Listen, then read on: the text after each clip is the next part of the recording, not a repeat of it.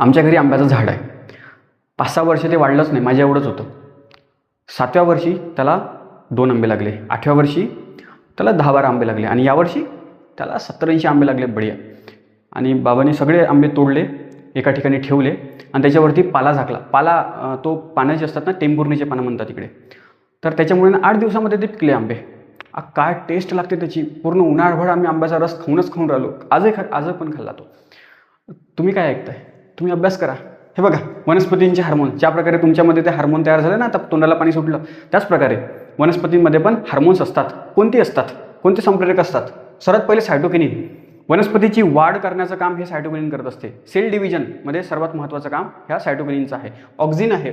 Auxin काय करतो? वनस्पतीची उंची वाढवतो. जिकडे सूर्यप्रकाश आहे तिकडे ते वळवते.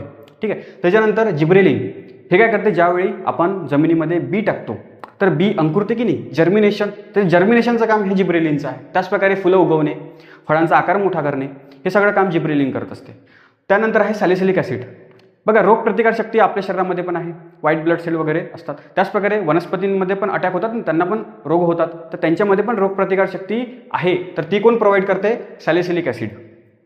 त्यानंतर 5व्या नंबरचं इथिलीन गॅस, जे मी तुम्हाला सांगितलं की माझ्या घरचे आंबे कसे पिकले, तर ते इथिलीन गॅस त्या पानांनी रिलीज केली आणि 8 दिवसामध्ये आंबे पिकवले. त्याचप्रकारे झाडांमध्ये पण इथिलीन गॅस रिलीज होते. झाडांच्या झाडावर पण आंबे पिकू शकतात, परंतु आम्ही पिकवले नाही, आम्ही तोडले, कारण लोक मागतात ना, त्याच्यामुळे.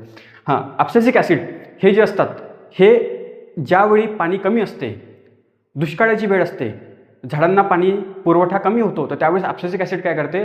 सगळी पानगळती करून टाकते, म्हणजे जेणेकरून झाडाला पाणी कमीत कमी लागावं यासाठी म्हणून. तर अशा प्रकारे हे 6 हार्मोन्स आहेत वनस्पतींमधले. कसे लक्षात ठेवायचे याच्यासाठी ट्रिक नाही आहे. तुम्ही कसे लक्षात ठेवायचे तुम्ही तुमचं पहा. मी कसं लक्षात ठेवतो बघा. हे बघा, पॉलिटीमध्ये आपण CAG यांचा अभ्यास करतो, कंट्रोलर अँड ऑडिटर जनरल.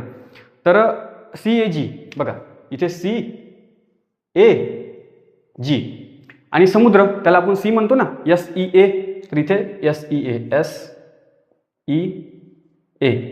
तर मग काय? C वरून लक्षात ठेवायचं सायटोकिनिन, A वरून ऑक्झिन, G वरून जिब्रेलिन, S वरून सॅलिसिलिक ॲसिड, E वरून इथिलीन गॅस आणि A वरून ॲब्सिसिक ॲसिड. अशा प्रकारे मी लक्षात ठेवले. तुम्ही पण कसं लक्षात ठेवता पहा तुम्ही आता. ठीक आहे.